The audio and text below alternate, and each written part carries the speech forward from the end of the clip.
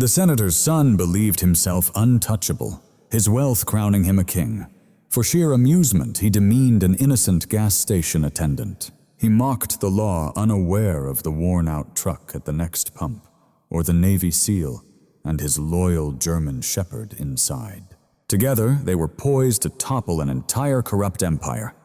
Before we dive in, tell us where you're watching from, and if this story stirs your soul. Please subscribe for more.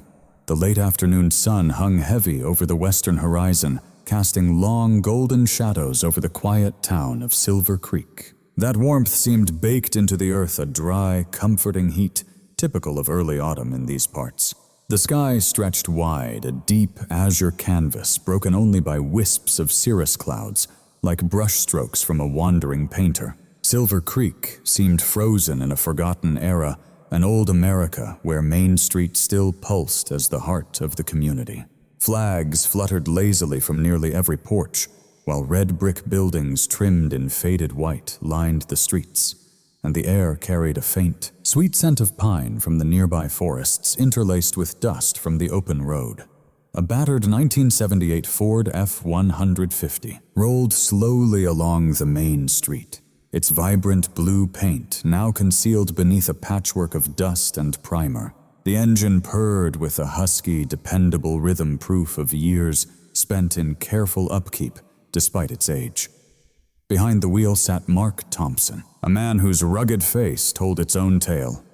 In his mid-30s, his short brown hair was neatly cropped.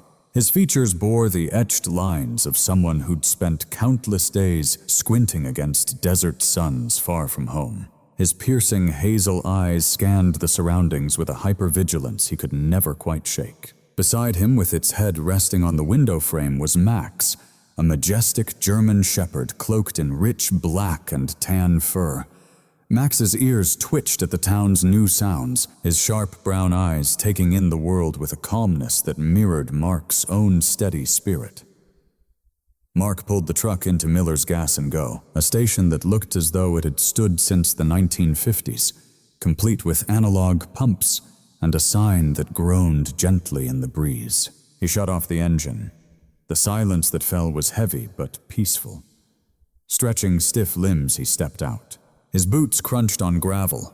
Clad in a simple gray t-shirt and well-worn jeans, he blended seamlessly into his surroundings, though his upright posture and vigilant gaze betrayed his disciplined nature. Walking around, he opened the passenger door to let Max out. The dog leapt down gracefully, staying close to Mark's side without a word.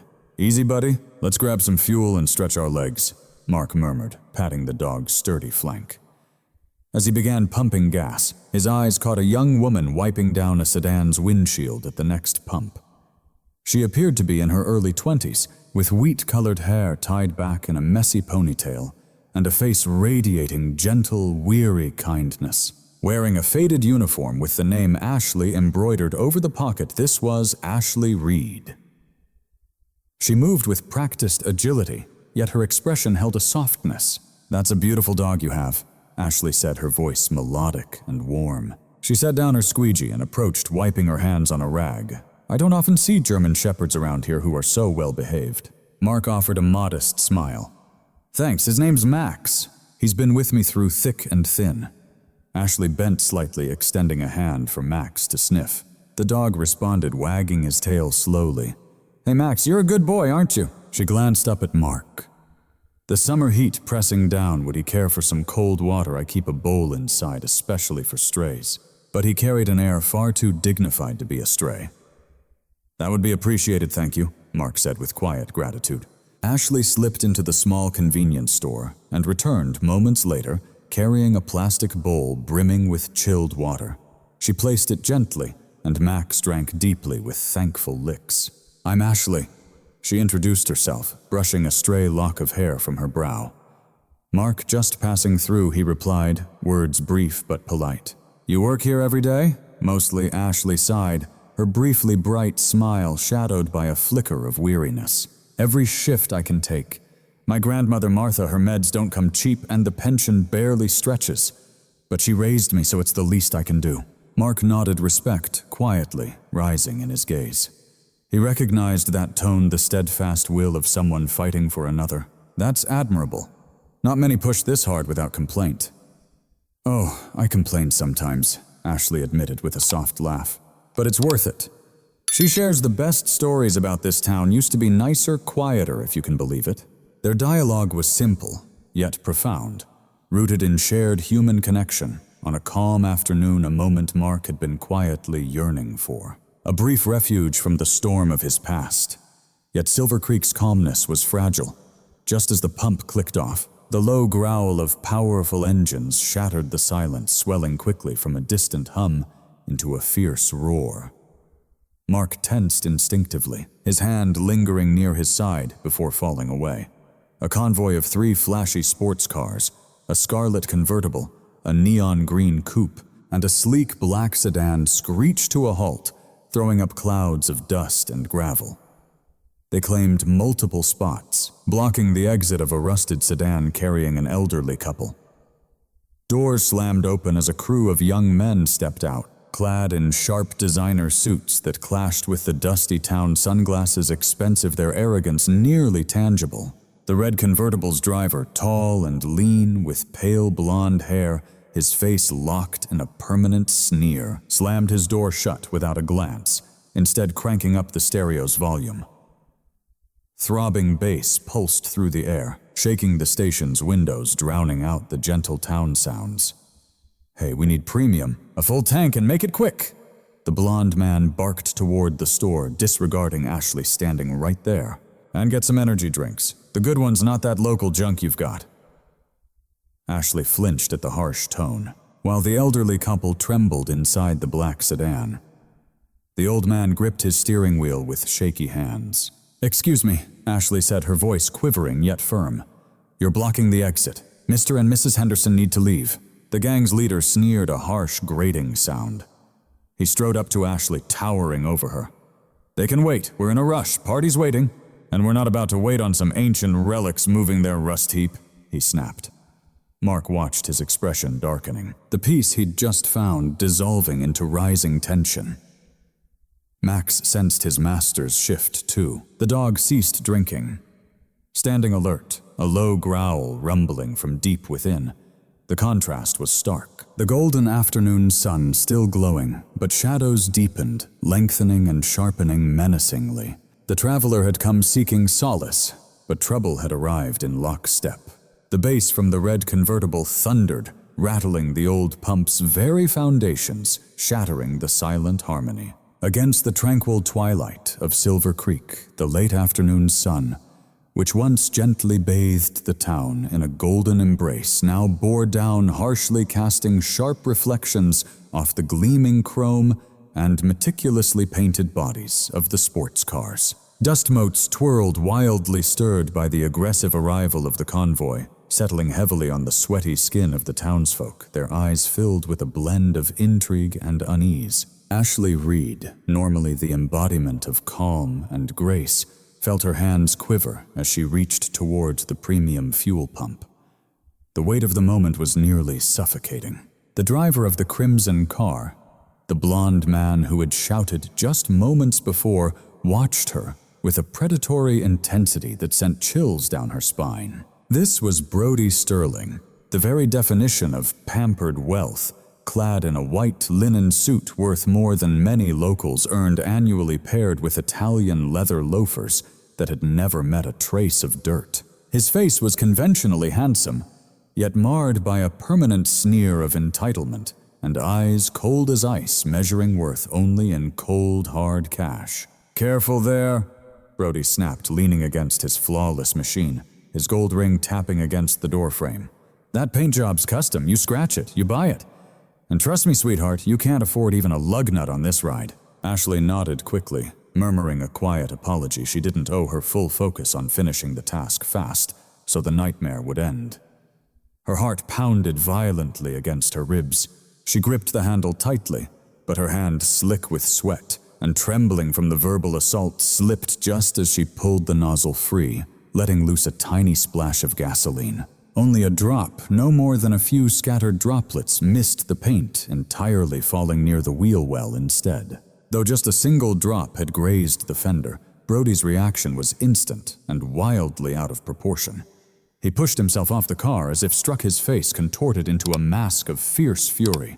"Are you blind?" he roared, his voice breaking with raw rage. "Look what you've done, you clumsy, worthless peasant. Do you have any clue what that does to this finish?" His howl shattered the quiet, pulling every eye at the station toward the chaos. From the back of the black SUV trailing the sports cars, a hulking figure emerged. This was Vince Brody's personal bodyguard, a mountain of a man standing nearly 6.5 feet tall, his thick neck bulging against the collar of his impeccable black suit. Even in the fading light, his dark sunglasses obscured his eyes, and his shaved head glistened with sweat, exuding an air of quiet menace. Vince said nothing.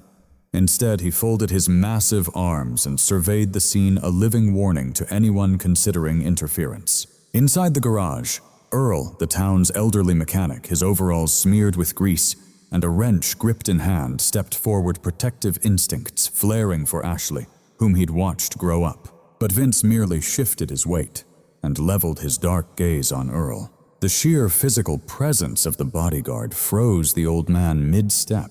Mrs. Henderson, still trapped inside her sedan, rolled up her window with trembling hands, her eyes wide with mounting fear. The locals stood paralyzed, not from cowardice, but stunned by the overwhelming display of ruthless power so unlike their peaceful lives. Brody wasn't finished.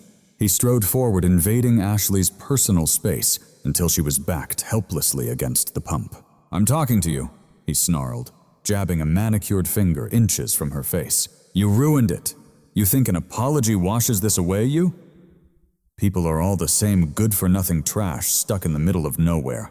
Reaching into his pocket, he pulled out a thick wad of $100 bills secured with a silver clip. With a look dripping disdain, he ripped several bills free and flung them directly at Ashley's face. The bills fluttered down like cruel green confetti, settling in the dirt and oil stains of the driveway. "There," he sneered, "that is more money than you've ever laid eyes on." The paper drifted softly around her, like emerald confetti, settling onto the dirt and oil-streaked driveway there. "That's more money than you've ever laid eyes on. Pick it up, pick it up!" Ashley stood frozen, tears welling up in her eyes, humiliated beyond words. She couldn't bring herself to reach for the money. Her silent refusal seemed to fuel Brody's fury even more. He jabbed a finger down at his scuffed sneakers. "You know what, since you love making messes? You can clean one up. My shoes got dust when I stepped out because nobody sweeps this dump. Get down on your knees and wipe them off now." The air inside the station thickened, tension stretching tight, like a frayed wire ready to snap. Mark Thompson had been silently watching the entire scene. Standing near the front of his truck, he didn't move a muscle, his face carved into an expression of calm. But his hazel eyes had darkened to cold steel. He'd seen guys like Brody before, bullies who wielded power to crush anyone they thought were beneath them. When Brody, frustrated by Ashley's silence, raised his hand as if to strike her, the stillness around Mark shattered. With a suddenness that betrayed his relaxed stance, Mark crossed the pumps in a flash, catching Brody's descending hand mere inches from Ashley's cheek. Without a word, without a shove or shout, Mark's hand closed around Brody's wrist like an unbreakable band. His grip was ironclad, stopping Brody's motion instantly. Brody gasped, eyes wide with shock, struggling to pull his arm free. But Mark's fingers held firm. "That's enough," he said quietly, his voice void of anger, but commanding absolute authority that sliced through the bass of the music and the ambient noise. "We don't lay hands on women, not here, not anywhere." Brody stared at him in stunned disbelief, glancing at Vince, expecting his bodyguard to storm this stranger. But before Vince could move, a low guttural growl rumbled through the air. Max, who had been by the truck, stepped forward between Mark and Vince. The German shepherd stood tall, hackles, raised lips drawn back to bare, formidable white teeth. He didn't bark, just let out a deep, unbroken growl, promising violence if the threat persisted. Max's eyes locked onto Vince, and for the first time, the massive bodyguard hesitated, recognizing the trained guardian before him. Brody's face flushed a deep crimson, a cocktail of pain from Mark's crushing grip and the humiliating restraint he faced. "Let go of me!" Brody shrieked, his voice rising an octave. Do you even know who I am? Do you have any clue who my father is? One call, one phone call, and I could buy this whole town and raise it. Mark held his gaze just long enough. He let the fear settle like a shadow in Brody's eyes before finally releasing his wrist with a dismissive shove. Brody stumbled back, rubbing his sore arm. His facade crumbled into childish anger. "You're dead?" Brody hissed, retreating toward his car, but keeping a wary eye on Max. "You hear me? You're a dead man. Nobody messes with a Sterling." He scrambled into the driver's seat, slamming the door hard. The other drivers, sensing the shift in power, hurriedly climbed into their vehicles. Vince shot Max one last measured glance before climbing back into the SUV. Engines roared, tires screeched against the asphalt, and the convoy tore out of the station, leaving behind a cloud of exhaust and the sharp smell of burnt rubber. The golden hour had slipped away, replaced by bruised purple twilight shadows, stretching long across the concrete apron of Miller's Gas and Go station. What had been a battleground of aggression just an hour earlier now settled into uneasy silence. The heavy stillness that comes right before the storm. Mark Thompson hadn't gone anywhere. He'd shifted his truck to the far edge of the lot, hood raised as if checking the oil. But his eyes never wavered from the front entrance. Max sat alert in the passenger seat, ears pricked forward, every muscle tense as they watched the road ahead. Mark Thompson hadn't actually left. He'd just slid his truck to a lone spot on the far edge of the lot, hood popped, pretending to inspect the engine. Yet his gaze never wavered from the front door. Max sat alert in the passenger seat, ears twitching, forward eyes fixed on the road ahead. The arrival of the law should have brought relief, a sign that order was returning. But when the black and white cruiser eased into the lot, Mark felt a tightening knot of suspicion deep in his gut. The car didn't thunder in, with flashing lights and sirens. It circled like a shark, sensing blood in the water. The door swung open, and Sheriff Jim Barron stepped out. A man who seemed to carry his bulk awkwardly, his beige uniform straining against buttons stretched tight around his middle. His wide-brimmed hat cast a shadow over a flushed, sweaty face, one that spoke more of indulgence in the perks of office than commitment to its duties. He never glanced at Mark or the scene of the incident. Instead, he strode purposefully straight into the office. The heavy thuds of his boots echoed with commanding weight as Mark lowered his truck's hood and silently wiped his hands on a rag. Moving closer to the open garage bay, he strained to hear the voices inside, not rising in argument, but in a one-sided decree. Through the glass, he spotted Mr. Miller, owner of the station, a balding man with a kind face but the backbone of chalk. Nervously wringing his hands, Sheriff Barron leaned over the counter, jabbing a thick finger toward Miller. Then, with aggressive gestures, he pointed at Ashley, who stood near the register looking diminished and defeated. Though the words were muffled, the body language was unmistakable. Minutes later, the sheriff walked out. He cinched his belt, cast one last dismissive glare at Ashley, and climbed back into his cruiser, pulling away, never once asking for a witness statement. Moments later, Ashley stepped out of the office no longer in uniform, but in a simple floral blouse and jeans, cradling a cardboard box filled with her few personal belongings. Her shoulders sagged, the fierce strength she'd shown earlier finally beaten down by injustice. Mark approached quietly, Max trotting beside him. "Let me guess," Mark said softly, his voice heavy with sympathy. "The sheriff wasn't here to take a report on the assault." Ashley looked up, her eyes red-rimmed and swimming with fresh tears, releasing a trembling, bitter laugh. "Mr. Miller fired me," she whispered. Her voice barely steady, she continued. "Sheriff Barron said the Sterling family called. They claimed I was hostile to their VIP tourists, and that I was a liability to the town's image. He said if Miller didn't cut me loose, the station would be slammed with surprise health and safety inspections every damned week." She wiped a tear from her cheek with the back of her hand. "I need this job," Ashley confessed quietly. "Grandma's medication refill is due on Tuesday." Mark felt a cold fury rise inside, but he kept his expression calm for her sake. "Get in," he said, nodding toward his truck. "I'll drive you home. You shouldn't have to carry that box around, not with those guys still lingering in town." Ashley hesitated briefly, then glanced down at Max, who gave a soft whine and nudged her hand. "Okay," she said softly. "Thank you." The ride to her home was silent. The quaint town of Silver Creek bathed in daylight's beauty, now feeling heavy and confining under the dim evening sky. They passed shuttered stores and flickering street lamps until the paved road turned to gravel, leading them to the outskirts. Ashley's house was a modest, single-story cottage with faded white siding. The porch sagged on one side, and the roof bore patches from many repairs. Yet the yard was immaculate, vibrant flower pots crafted from old tires painted bright and spilling over with marigolds and petunias, a testament to someone's love and devotion. "It's not much," Ashley murmured as Mark parked the truck. "It's home," Mark replied softly. He lifted her box and followed her up the creaking steps.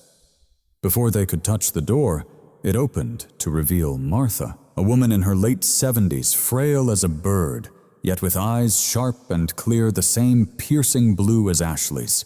Wrapped in a hand-knitted shawl and leaning on a cane, she greeted them. Yet her smile was a beacon gently illuminating the dim porch. "I heard a truck rumble a sound that didn't belong to Earl." Martha's voice was rough, but filled with determination. Her gaze shifted from Ashley to Mark, then fell upon the box in Mark's grasp. The warmth in her smile dimmed, replaced by an expression heavy with quiet understanding, though she held back from pressing further. "And who might this dashing gentleman be along with his fierce companion?" she inquired, motioning toward Max. "This is Mark," Grandma Ashley replied. Ashley lifted her spirits as best she could. "And Max, well, they kindly gave me a ride home." Martha stepped back, swinging the door wide open. "Well, don't just stand there letting those mosquitoes in. Come on inside. I was just setting the table for stew, and heaven knows I always cook way too much for just two." Stepping into the house was like walking into a preserved moment in time. The air carried hints of lavender, aged paper, and rich, savory beef stew. The furniture was mismatched, worn, covered in delicate crochet doilies. Old photographs lined the walls' faces of those long past. The home was cozy and safe, though undeniably modest. Yet it radiated a richness of spirit that Mark had not felt in years. Dinner was humble, but to Mark it felt like a grand celebration. The stew was thick and comforting, accompanied by crusty bread. Martha took her place at the head of the round, humble table. She asked Mark about his journeys, listening with heartfelt interest, while Max snoozed peacefully on a rug near the hearth. For a fleeting hour, the ugly shadows from the gas station faded away. Mark observed Ashley's tender care for her grandmother, filling her water glass, cutting her bread. He witnessed the profound, unbreakable bond between them, a stark contrast to the cold, tactical world he'd inhabited too long. "You have kind eyes," Martha said abruptly, breaking the quiet. "Sad but kind. It takes a good soul to stop for a stranger." Mark looked down at his plate, unaccustomed to such heartfelt compliments. "I just did what anyone would," he said softly. Martha shook her head slowly. "No, son. Today most would simply drive right past." His calm shattered as a thunderous crash tore through the room, the warm atmosphere instantly broken. The front window shattered violently. Glass sprayed the wooden floor, sparkling like cruel diamonds in the lamp's glow. Martha screamed, shielding her head. Ashley dropped her spoon, frozen in terror. Mark leapt from his seat before a single shard hit the floor. He threw himself over Ashley and Martha, his broad frame shielding them as a heavy object skidded across the floor. It came to rest against the sofa's base. Max sprang up instantly, barking fiercely, a thunderous warning aimed at the broken window. His muscles coiled, ready to launch. "Stay down," Mark ordered, his voice shifting, sharp, trained for battle. He paused, holding his breath, listening for footsteps, a second attack, or gunfire. Only the roar of a car engine revving echoed back, speeding into the night. Carefully, Mark raised his head, ensuring the women remained safe. Ashley trembled, clutching her grandmother's hand. Mark rose, crunching over broken glass, and approached the object lying near the sofa. It was a rough red brick, heavy and coarse, and wrapped around it was a thick rubber band holding a piece of expensive hotel stationery. Mark tore the paper free and unfolded it carefully. Scrawled in jagged, angry black marker was a chilling message. "Leave town or we bury you. Nobody says no to a sterling." Mark stared at the note. His jaw tightened, a muscle twitched in his cheek. This was no child's tantrum. It was a calculated campaign of terror aimed at two vulnerable women. He glanced back at Ashley quietly, weeping as she held her frightened grandmother then to the gaping hole where safety had been shattered. The traveler had planned to keep moving, to drive on until the road disappeared beneath them. As Mark crushed the note in his clenched fist, he knew deep down he wasn't going anywhere. The war had just found its way to Silver Creek. He was the only one equipped to fight back. The sound of shattered glass lingered in the tiny cottage long after Mark had carefully swept away the fragments. Out back, he discovered a weathered sheet of plywood in a shed and hammered it firmly over the broken window, the steady rhythm of the hammer echoing like a somber heartbeat in the stillness of the night. Ashley and Martha sat at the kitchen table, clutching steaming mugs of tea, their faces drained of color. Mark completed the makeshift repair, then faced them. His demeanor transformed. The drifting loner was gone, replaced by a resolute soldier. Every movement was deliberate as he checked the front and back door locks, securing the fragile deadbolt on the rear entrance. Using a block of scrap wood, he crafted a wedge, calm-focused, professional setting up a secure perimeter. When Ashley urged him to leave to avoid more trouble, Mark simply shook his head. "I don't walk away from a fight," he said firmly. His voice steady and low, he added, "I never leave anyone behind. I'm staying until this is over." That night, Mark remained fully dressed on the faded floral couch boots, laced tight one eye, vigilant, while Max kept watch by the bedroom door, an unwavering guardian protecting the women. Morning dawned over Silver Creek with a deceptive calm, as if the previous night's violence was just a nightmare. Yet the plywood nailed across the window starkly reminded them of their reality. While Martha rested, Mark took Ashley out back. Dew dampened the grass, the air fresh with pine and earth. "They rely on fear," Mark said, facing her. "They want you to freeze. I'm going to teach you how to stand strong." For the next hour, he guided her through basic but brutal moves of self-defense. He showed her how to break a wrist lock by twisting against the thumb, how to use her palm to strike the nose, and above all, how to channel her fear into power. At first, Ashley hesitated, her motions soft and unsure, but Mark's patience never wavered. He saw the steel hidden beneath her gentle exterior. By the time they finished, she was breathing hard, eyes sharp and alert. Nearby on the porch, Max nestled at Martha's rocking chair. The old woman's hand rested gently on the dog's broad head fingers, sinking into his thick fur. Max, usually wary of strangers, leaned into her touch, offering quiet, stoic comfort. That morning he was Martha's shadow, his eyes tracking every move she made. They forged a bond that stretched far beyond simple training. He had claimed her as part of his pack. As the afternoon slipped into evening, Mark shifted from defense to attack. Waiting to be struck was a defeat he refused to accept. He needed intelligence. "Stay inside tonight," Mark commanded Ashley, handing her a heavy flashlight. "Lock the doors. Max stays with you. If anyone tries to break in, Max will sense it long before they reach the door. I'm going to find out what our friends are plotting."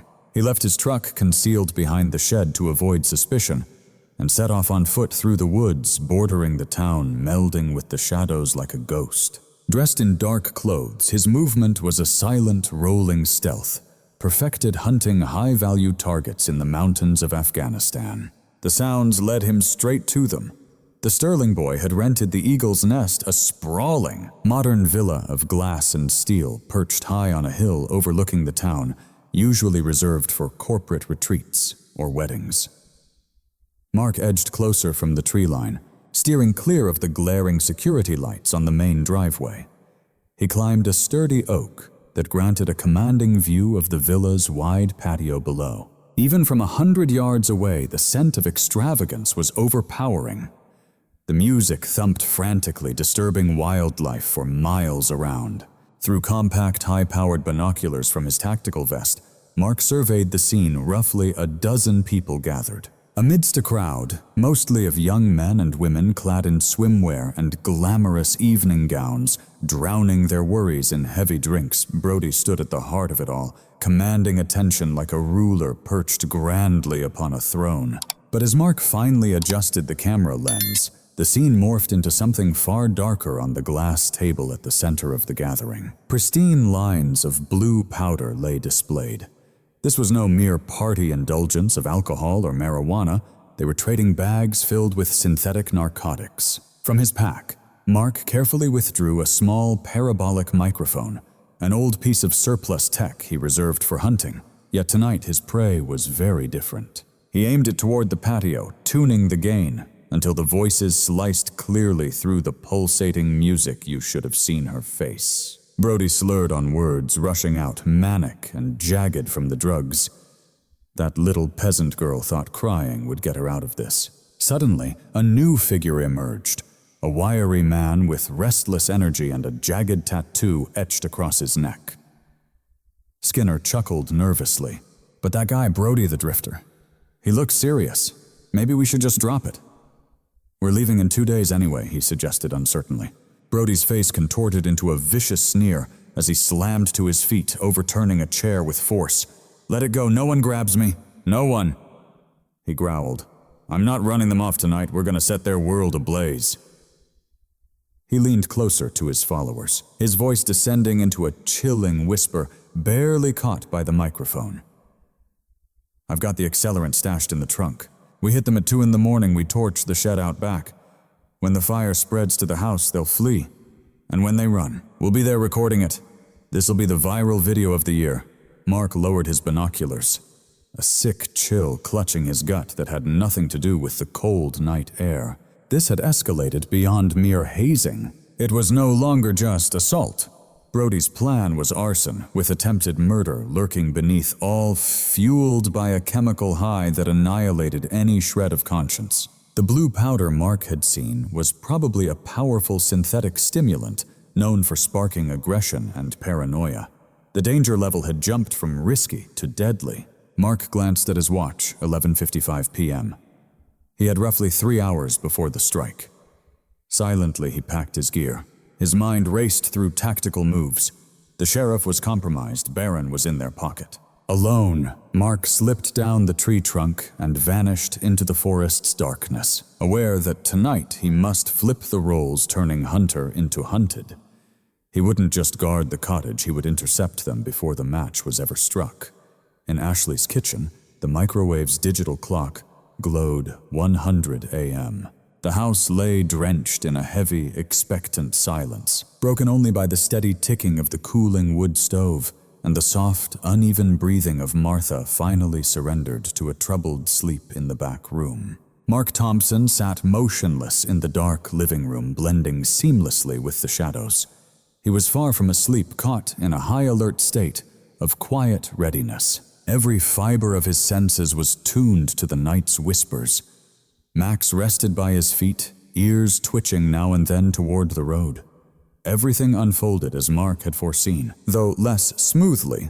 A loud, wrenching crunch of metal echoed about 200 yards away, swiftly, followed by a blaring car horn stuck in an endless honk, a classic distress signal engineered to draw out any compassionate soul.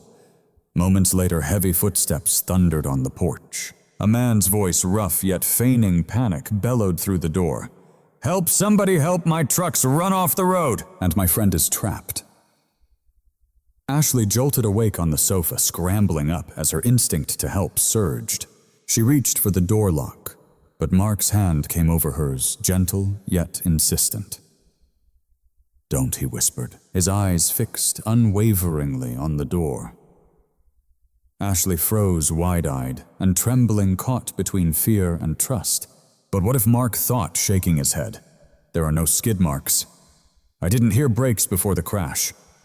Only the thundering impact. They shoved the car straight into the ditch. He turned toward Max. "Max, guard," he commanded softly, yet with unwavering authority. The German Shepherd rose immediately. Max's stance hardened.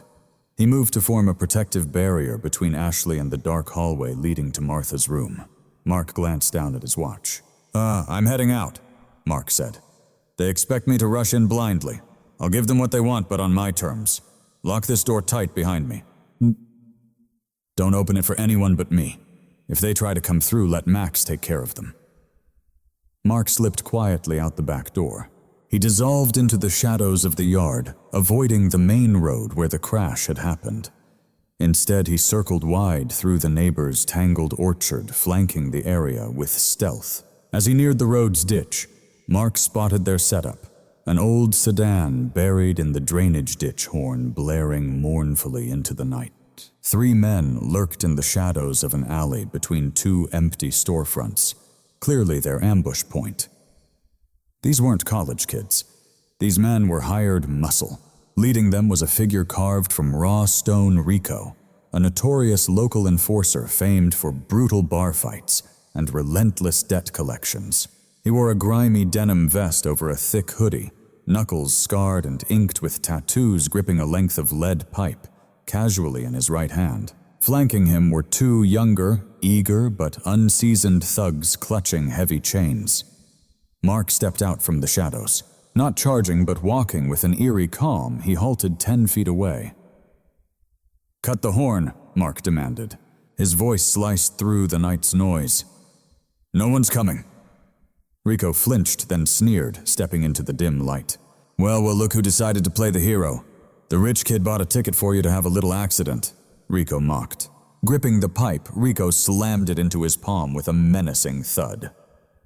"Stay down, and maybe you'll keep your teeth." Mark made no move to fight. He relaxed, shoulders dropping. "Go home, Rico. That money, it's worthless compared to what's about to happen to you," Mark said coldly. Rico barked a cruel laugh and lunged, swinging the lead pipe in a brutal, wide arc aimed at Mark's head. The battle was over before it truly began. Mark didn't raise his arms to block. Instead, he slipped inside the weapon's arc with fluid precision. Grabbing Rico's wrist with one hand, Mark drove his elbow mercilessly into the man's solar plexus. The air whooshed from Rico's lungs in a sharp gasp. Mark twisted expertly, using Rico's momentum to flip him over his hip and slam him onto the unforgiving pavement. Before the other 2 could react, Mark had Rico's arm locked painfully behind his back, applying just enough force to dislocate the shoulder if he moved. "Stay," Mark ordered the younger thugs, his voice steel. They hesitated, fear flickering in their eyes as they witnessed their leader's downfall. In mere seconds, Mark raised his cold hazel eyes and suggested, "Run." Dropping their chains, the 2 thugs vanished into the night. Mark knelt by Rico, who groaned in agony. "Where are they?" he demanded. Wheezing, Rico pointed toward Ashley's house, the back door. "They want the dog," he gasped. "They said they'd skin it." A surge of adrenaline sharper than any battlefield stimulant surged through Mark.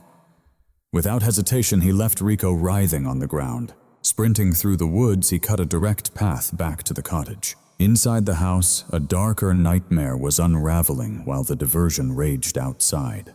The back door frame, weakened by time, splintered with a sharp crack as a crowbar forced open the deadbolt. Ashley screamed, retreating into the kitchen and snatching a heavy cast-iron skillet from the stove. 3 figures stumbled into the kitchen, their bodies slick with sweat and a chemical buzz hanging in the air. It was Brody, flanked by 2 of his college buddies. Tyler, a jittery, wiry young man, gripped an animal control catch pole, his hands trembling with every motion. Beside him stood Chad, a bulky linebacker type clutching a baseball bat. His muscles pumped, but his confidence wavering. Brody's eyes were wild pupils dialed wide from the drugs. Brody brandished a hunting knife, his voice a venomous hiss. "Where is it? Where's the mutt? I'm going to mount his head on my wall." A cold, cruel smile twisted across his face as he locked eyes with Ashley. "And you're going to watch." Ashley pressed backward until her spine met the cold refrigerator. "Get out!" she shouted, voice cracking with fear. She scrambled for her cell phone. Fingers shaking violently, she dialed emergency speed, called for 911, and pressed the phone to her ear. "Beep, beep, beep, all lines were busy. Please try your call again later." The automated voice intoned a death knell in the silence. The storm that had ravaged the area earlier in the week had smashed the local lines. The system was crushed under demand, or struck silent altogether. She was utterly alone. "Nobody's coming, sweetheart." Brody laughed, stepping closer with menace. "Now give me the dog, I'm right here." A low growl rolled out from the living room shadows. It wasn't human, but the deep, vibrating threat of a hunter. From the darkness emerged Max. He didn't bark or attack wildly. Instead, he moved with a slow, stalking grace belly, nearly brushing the floor, his ears pinned back tight against his skull fur, along his spine standing in a stiff, bristling ridge. "Get him," Tyler Brody barked. "Use the pole." Brody pushed his friend forward. Tyler lunged, trying to throw the catch pole over Max's head. But Max was lightning fast. He ducked beneath the loop and clamped his powerful jaws onto the pole itself. With a savage snap of his massive neck, Max ripped the pole from Tyler's hands and flung it aside. In the same motion, he lunged at Chad. Chad swung his bat wildly, but Max dodged, then slammed his full weight into Chad's chest, sending the linebacker crashing to the floor. The bat skittered across the floor, forgotten. Max didn't tear him apart, but delivered a precise, crushing bite to Chad's forearm.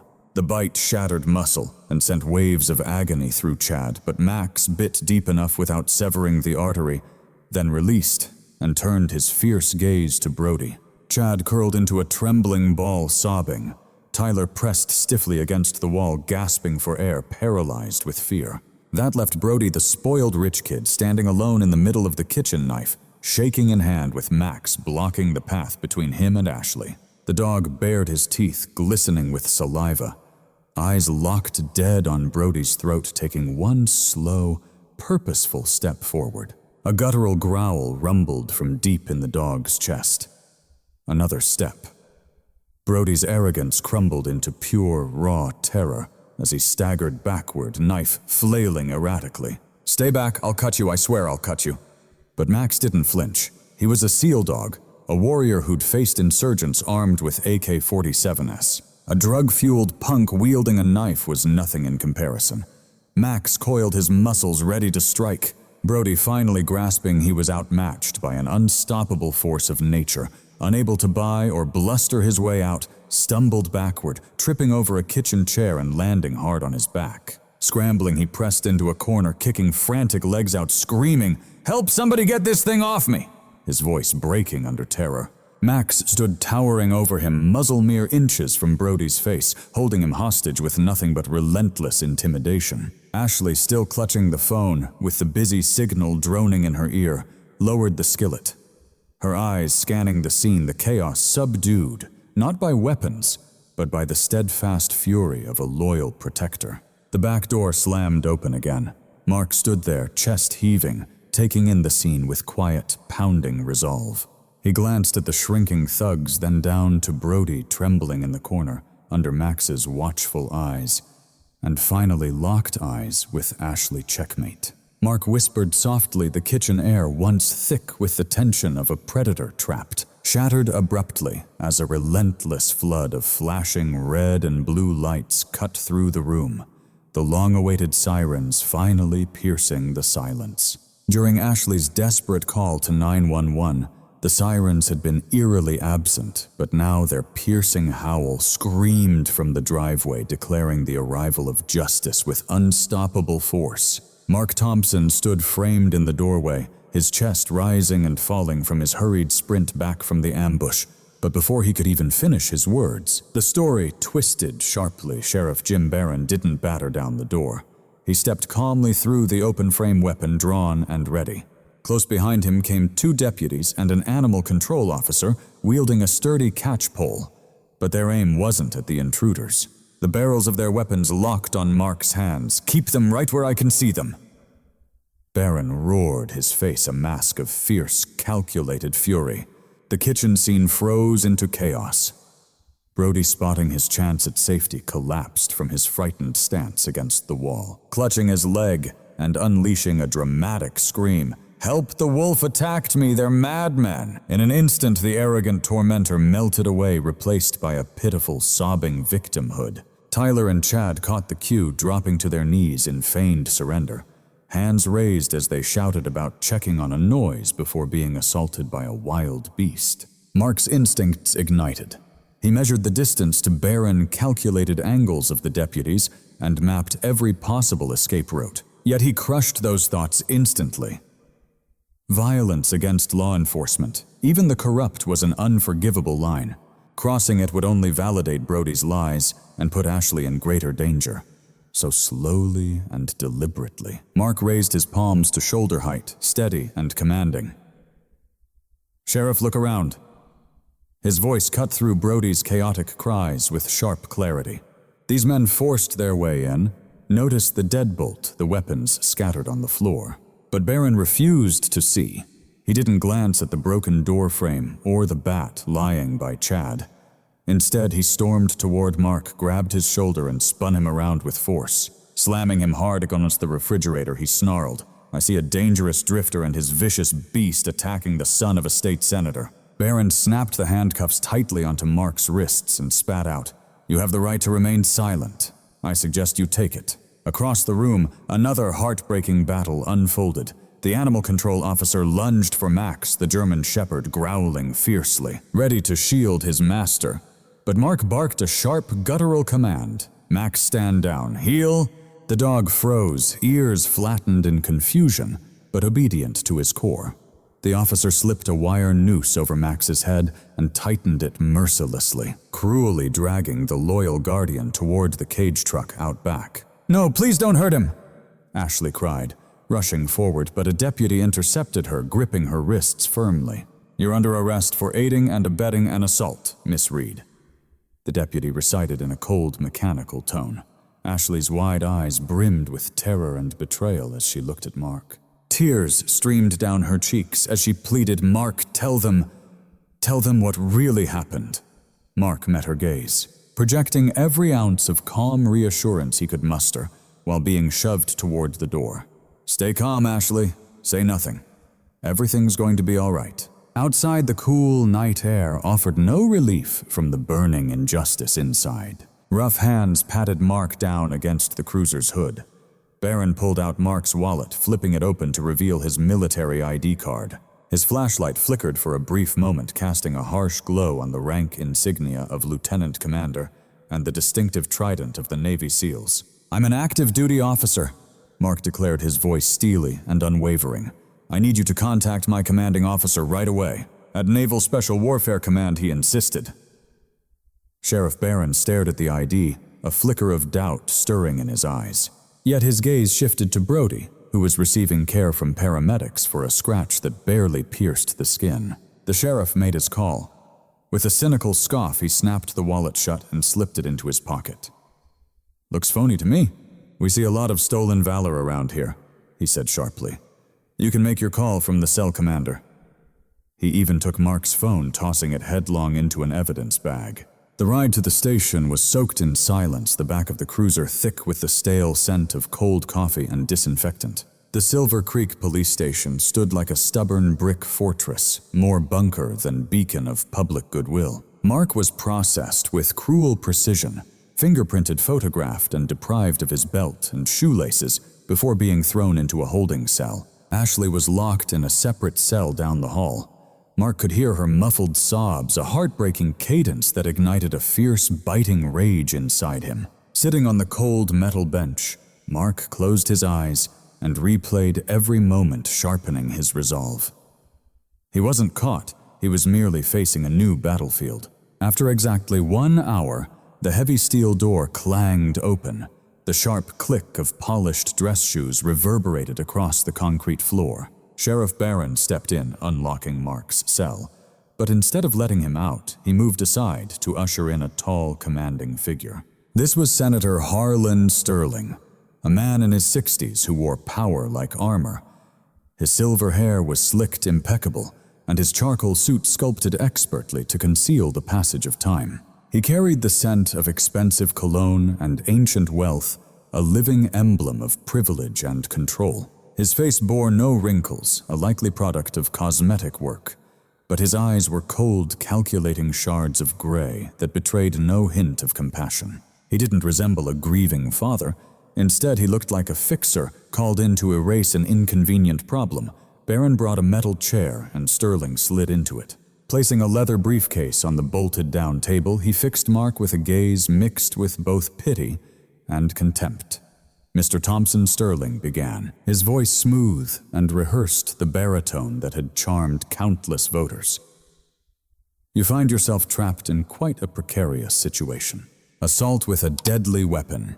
Trespassing, endangering a minor, the charges are considerable. Mark sat tall, his posture unyielding, locking eyes with the senator, with a searing intensity that made the politician falter. Your son broke into a woman's home armed with a knife and a baseball bat, high on synthetic drugs.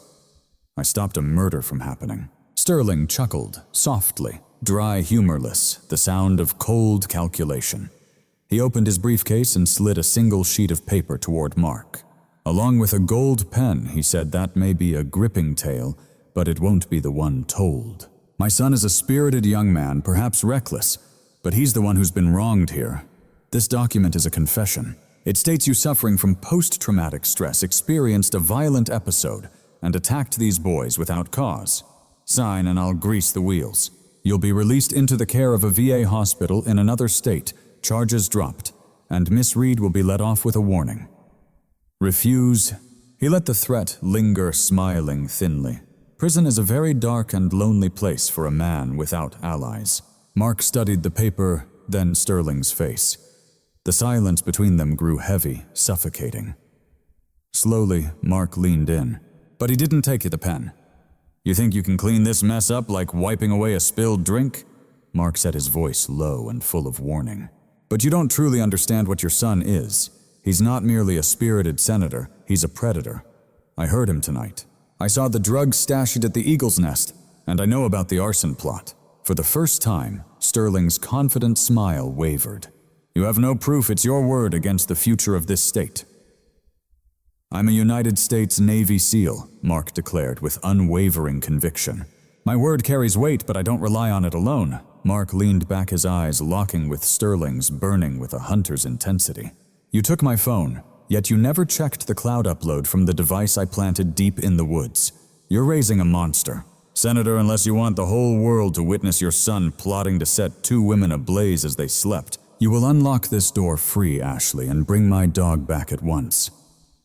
The interrogation room fell into a stifling silence, like a heavy cloak swallowing even the dull buzz of the fluorescent lights overhead. Senator Harland Sterling sat across from Mark, his polished fingers tapping a steady rhythm on his leather briefcase.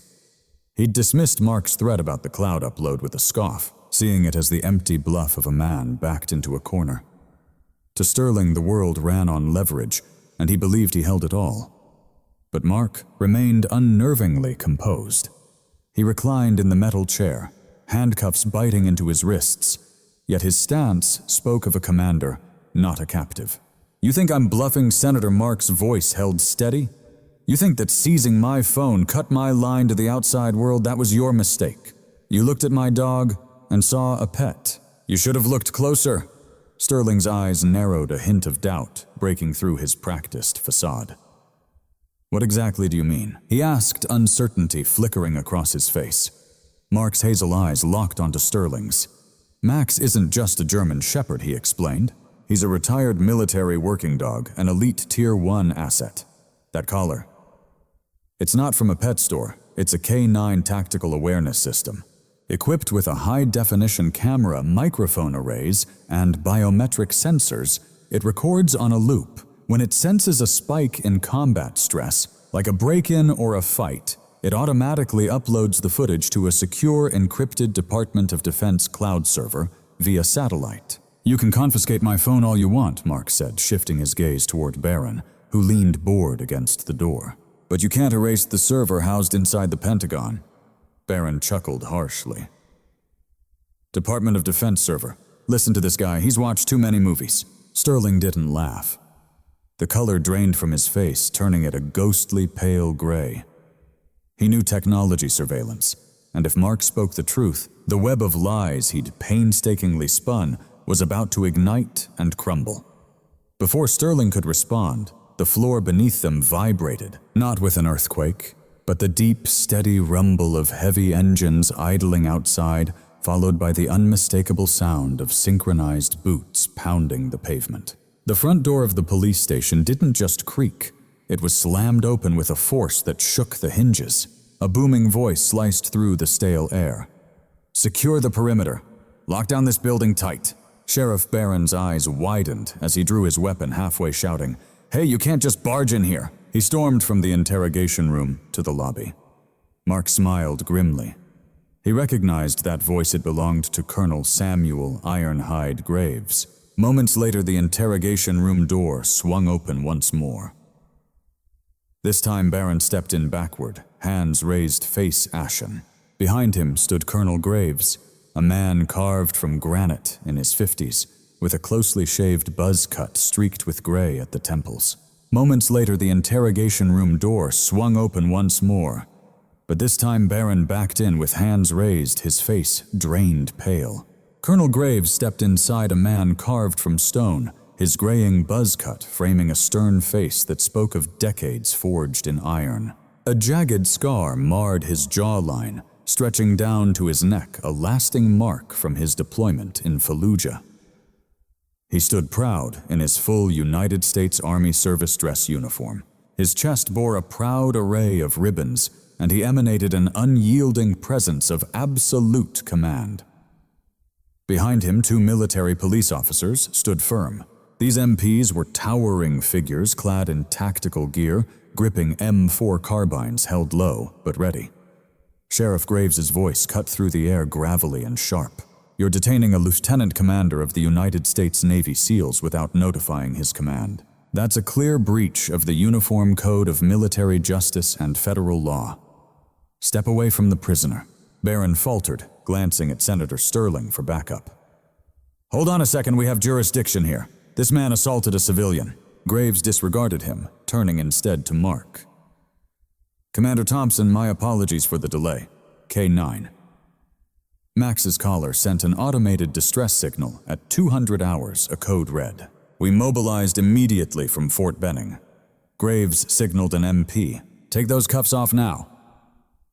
Swift and decisive, the MP used bolt cutters to break the chain when Barron refused to hand over the key. Mark rubbed his wrists, standing tall. "Good to see you, Colonel. We've got a situation." Senator Sterling rose, trying to reclaim control.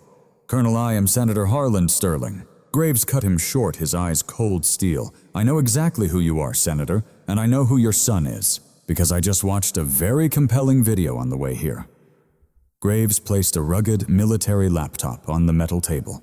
He flipped it around, facing Sterling Barron and the high-priced lawyer Sterling had brought along so they could see. "Commander Thompson wasn't bluffing. The upload finished 20 minutes ago. I suggest you pay close attention." Graves pressed enter. The screen flickered alive, revealing shaky footage from a low angle, the world seen through a dog's eyes. The scene opened inside Ashley's dim kitchen shadows, clinging to every corner. Then crystal-clear audio, the sharp cracking of wood as the door was kicked in. Ashley's terrified scream broke the silence. The camera swung wildly, tracking Max's swift movement to 3 intruders. The night vision lens rendered them ghostly in eerie green hues. There was Brody, unmistakably holding a hunting knife. "Where is it? Where's that mutt? I'm gonna hang his head on my wall." Brody's voice raged through the laptop's speakers, distorted but undeniably his. The video carried on, echoing Ashley's raw terror as she pleaded for them to leave. Then came the turning point, Brody lunging forward, the others attacking, and Max fiercely defending with unwavering discipline. The camera caught bags of blue powder slipping from Brody's pocket. During the fight, scattered narcotics spilled across the floor. Brody's breakdown was laid bare, his terrified, cowardly screams when cornered, and his desperate confession of the arson plot. "We were just gonna burn the shed. I didn't mean to hurt anyone." The video ended as Mark arrived with the sheriff bursting through the door. It exposed the sheriff's blatant bias, his disregard for the evidence and rough treatment of a compliant Max. Dead silence filled the room save for the hum of the laptop's fan. Senator Sterling stared at the black screen, stunned. His mouth hung slightly open, the mask of the untouchable, powerful politician crumbled. He wasn't seeing a simple misunderstanding. What lay before him was a litany of felonies captured in crystal-clear detail: armed burglary assault, narcotics possession, conspiracy to commit arson, and filing a false police report. Mark leaned forward, hands firmly planted on the table. That video is now secured on a protected server, Senator.